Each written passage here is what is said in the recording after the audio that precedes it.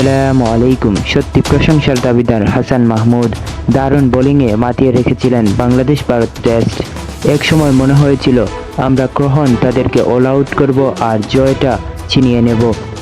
সে কথা তবে কাল হয়ে দাঁড়িয়েছিলেন রবিচন্দ্র অশ্বিন ও রবীন্দ্র জাদেজা। তাদেরকে যেন বাংলার বোলাররা কোনোভাবেই উইকেট ফেলাতে পারল না এবং তারা যেন দেয়াল হয়ে দাঁড়িয়েছিল।